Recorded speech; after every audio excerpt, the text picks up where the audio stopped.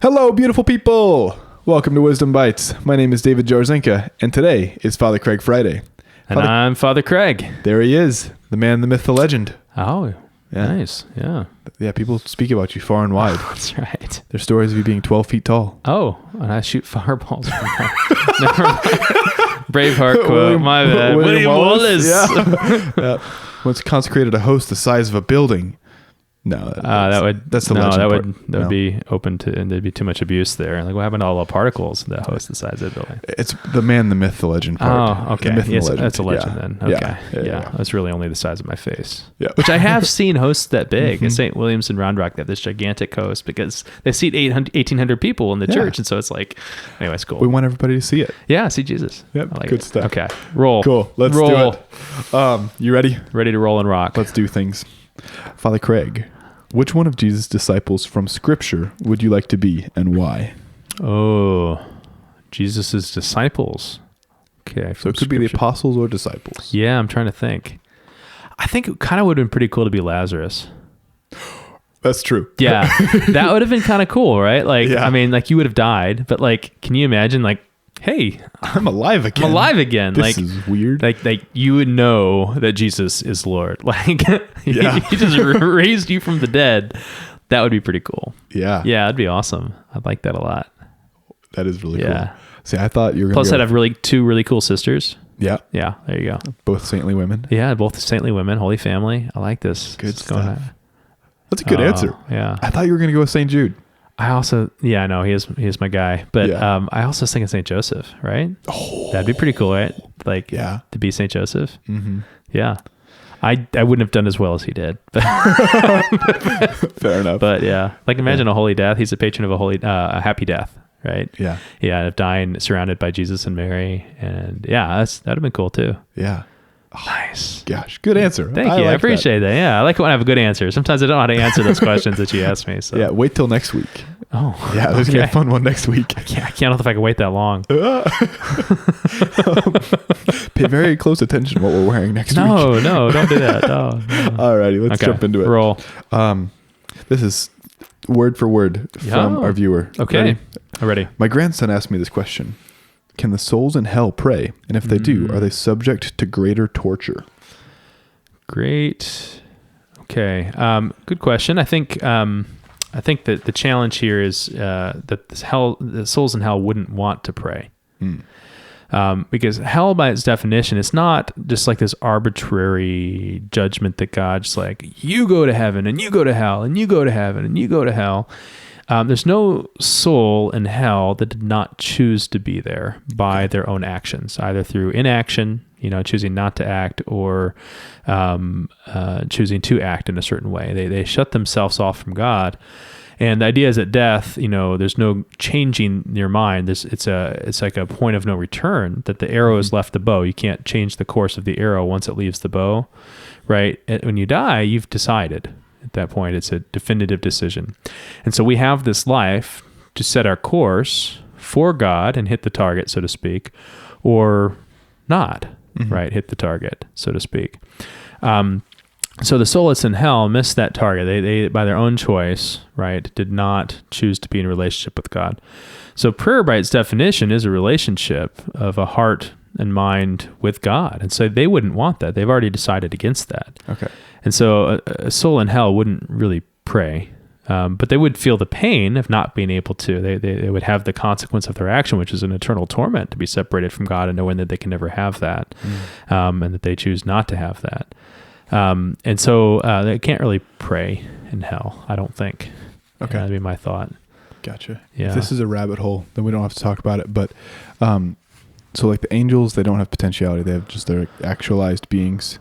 Are our souls, when they leave our bodies, is our soul like sort of fully actualized then? It's not like potentiality with it? So I'm not sure what you mean by potential and actuality. So like I can contemplate doing something and then I do it. Whereas angels, they're not going to think about doing something. They're going to just sort of like they do. Yeah. I've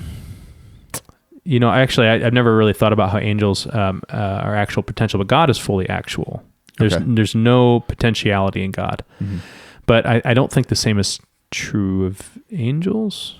Well, maybe not as it is now. In the moment of their creation, angels, by their intellect and will, determined themselves irrevocably for or against God in that moment of creation. Like for us, that moment is stretched out across the course of our life. There's time might be the wrong way to talk about it, but that's the way we're going to talk about it. Okay. Is that they did that in an instant for what us takes a lifetime.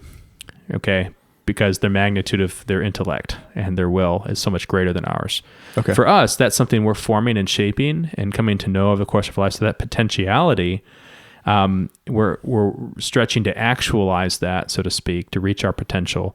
And that the moment when we die and are perfected into heaven, we would say, in a certain sense, that we then are fully actualized. That we're there's not like we've become mature, existent beings, so to speak. Mm-hmm. We're born into eternal life, right? And we reached our potential, so to speak. But our potential is still being shaped and formed here in this life. Maybe it's the way to think about it. That might be the wrong philosophy. Is going to be hard here. But I think angels, they reach their potential and now are actualized in that way. But in the moment of their creation, there was the potential for them to be for or against God. Right. And they irrevocably did that, and it became actualized, is maybe the way to think about it. Okay. Yeah. So your question again is, our souls, when they leave our bodies at the time of our death, would they then be like actualized in the sense? Yeah. So you're going to reach your potential, right? You're going to be going from like immaturity to maturity, so to speak. And so the seed will become the tree. Right. If that makes sense. And so you'll reach everything that you can be, and you will be always willing the good, right? You'll be knowing God in the fullness of the way that you can know God, right? Gotcha. According to your existence. And for angels, that would vary from angel to angel. That's what Aquinas says, that every angel is a different species, yeah, right? Because their intellect and will would vary in some degree. Yeah. Yeah. Okay. So you asked a very specific question for which I'm not sure we're qualified to answer. I did my best. Okay. Cool. Thanks. That was just that's a hard one. That's a cuff one. That's off the cuff one for sure. That's a good one though. So yeah. Cool. Well, let's go into number 2 with answer number 1. Subjects or souls in hell can't really pray. But number 2. Okay. What is the church's stand on separation of church and state? Mm-hmm. How do we as Catholics hold a moral view, but in a way that isn't projecting our faith onto others? Mm-hmm. Okay. So, separation of church and state means that the church is not in charge of our government. Okay. We've never understood that to mean that the church doesn't have a role in our civic duty, responsibility, or forming our public policy, or have a place in the public sphere. Okay. That is not what that means. In fact, that's not what people understood it to mean in most of the history of the United States. In fact, it's kind of funny. There's actually a Congress-approved version of the Bible that exists that was published by the Congress of the United States, right? Like it was the idea was that the Bible would be the foundation of our morals, even if it wasn't the religion that people believed. And so even in our public schools, it was part of a curriculum sometimes to teach the Bible for the morality of it in the public school systems. And so that's not kind of what that means. A lot of people think it means that the church should be quiet and sit behind doors and not participate in public life. That's not what that means. Yeah. And so the church has a responsibility, right, to speak the truth into the public sphere to help form people's consciences for a life lived in communion with God and with each other. So we should bring our faith into the public sphere. What should not happen then is that the church should not be in charge of the government, right? Okay. Like the bishops would be like the governors or something like this of our public, and political powers or something. That's what that means for us. Okay. And so when we get to the second question, how do we as Catholics hold a moral view but isn't projecting our faith on others? If you mean by projecting, like forcing our beliefs on others, absolutely. We don't want a coerced conscience. Okay. But if you mean by projecting, like sharing our faith and inviting people to that and talking about it and like not causing any conflict, then that's not Catholic at all, right? Okay. As Catholics, we are required to talk about the truth, right? To share that truth, right? We're not fully evangelized until we're evangelizing others in turn, that we're sharing the faith with others and speaking the truth and sharing that in appropriate ways at appropriate times, establishing good relationships as the beginning to those conversations often. But we have to be sharing our faith as Catholics to be good Catholics. Okay. So then what would the role of like us as Catholics to like push forward laws or not that reflect our faith? Yeah, absolutely. Well, 100% should. Not all morality should be put into law. For example, I wouldn't want to make lying illegal. Well, I think it's immoral. I don't think that makes a good law. Okay. And you'd need to talk to someone more savvy than me to explain the intricacies of which moralities should be put into law or not.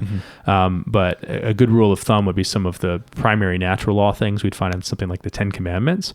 Thou shalt not kill, right? That would be a pretty good law to have. Like, you should not be murdering other people, you should not steal from other people. That'd be a pretty good law to have, right? And of course, there's lots of ways that it has to be fleshed out and intricacies of that. And so we are going to legislate certain things that we believe to be good. Now, what we don't want to legislate is you have to be a Catholic. that would be a bad thing, like to force that, right? Okay. Freedom of religion, right? If you want to be a Hindu, you can do that. I think it's wrong, right? I don't think that's the faith revealed by God that gives the fullness of truth. I think there's probably good things about Hinduism, but it lacks the fullness of truth that brings about salvation, right? Namely Jesus Christ, right? And so I don't want to legalize that or make that illegal, but I do think that things that our faith teach us, we want to put forward for the common good to push laws. So, for example, abortion, right? That should be an illegal thing. That's the taking of innocent human life, and we need to guard and protect those who cannot protect themselves. And so, in that regard, then I think Catholics should and ought to be seeking legal protection for the unborn in the U.S., and they should be doing that in the public sphere and doing that in the civil realm. And we have a responsibility to do that, to care for the poor, the least among us. Now, not just abortion, also how we do immigration. It's a hard one, and there can be legitimate disagreement in the best ways to do this, but the intention for us should be the same, which is to care for fellow human beings. In a way that also guards the public and the common good, which would mean things like borders and all these sorts of things that are, it's a place where we should be having good dialogue and a discussion and seeking a way to care for others. Capital punishment, the issue of racism, right? The issues of the poor, right? The issues of war and torture. What are the morality of that? We should be fighting for the truth and the dignity of the human person in our laws. And there's a role for that for the faithful. Gotcha. Yeah. Cool. This kind of goes along with our episode from a couple of weeks ago, all about the election. Oh, yeah. So that was a tough one. Yeah. If you want to dig more a little bit into what role should our faith have in the public sphere and with voting and things like that, go back and listen to that episode. I think it was 2 or 3 weeks ago. That was a really good conversation surrounding all these same topics. Yeah, and there's a wealth of information out there by good theologians, by the church, just really we want to form consciences on the issues of truth so that people can discern well how to act in relationship to God and to one another.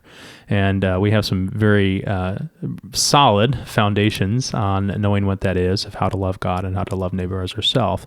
And the church's teaching helps us to form our consciences, and then we actually have to go out and live it out in the public sphere. Gotcha. Yeah. Very good. Awesome. Last one. Ooh. Number 3. What do the initials after a priest's name mean? Is it the type of degree they have or the order that they're in, like the Jesuits or the Franciscans? And there's a list here. Do you want me to list them off? Or?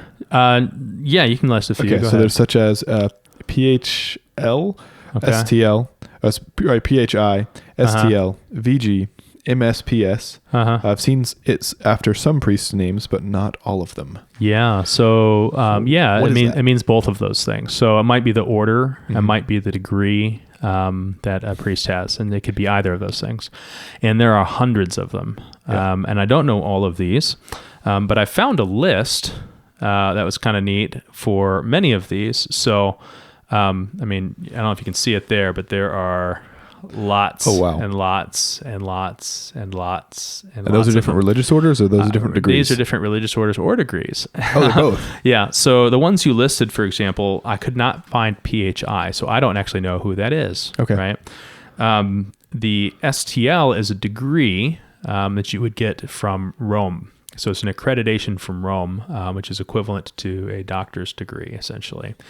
An STB would be equivalent to a bachelor's degree accredited from Rome. Okay. The VG, I didn't find it, but I'm presuming that means vicar general, which is sort of the right-hand man for the ordinary of a diocese, the bishop of a diocese. Okay. And then the MSpS was missionaries of, let's see, I'm scrolling up here, MSSP, is that it? MSpS. Oh, yeah, I don't see that one. MSPS, I didn't see that one on here. MSSP is Missionaries of Society of St. Paul. So I don't actually know what the MSPS is. Maybe that's a typo. I don't know. I don't know either. Yeah. But there are many, many, many, many of them out there. And so if you're interested, probably just Google it, find out what it means. And a lot of priests don't actually they may have some of those things, so they don't put them out there. Mm-hmm. So like I have a couple of master's degrees. I don't put those on my name. You don't put MDiv after your... I don't put MDiv. MDiv is the standard priest degree. Everyone gets one. I have a couple MAs, as I did the STB. Well, one's an MA and one's an STB. And then I've got my undergrad, which is a BS. I just don't put those on the back of my name, but others do. Typically, it's the religious order, though, that the priest has, unless it's an academic setting. Yeah. Yeah. One of my chaplains, when I was in Nacogdoches, had a doctorate. I had no idea until he was about to leave. He's like, oh, yeah. I got a doctorate. Yeah. Whatever. Yeah. Wasn't some of those actually important to him? Like, he'd gotten the knowledge, and that was the important part. Yeah. The most important thing on my wall is my certificate saying that I was ordained as a priest. Yeah. And after that's my Aggie diploma. Yeah, I know. Axe and Jacks, right? Oh, yeah. Well, it's this right here. Yeah. You got a t-shirt? I got a ring. I got a ring too. Well, my ring's better. Oh, well, that's all we have for today. If you would like to send in questions, and Father Craig and I can talk about them, please send them in to podcast@txstatecatholic.org. And yeah, we'll talk about them. And then please be sure to follow us on Instagram at OLOWTXState.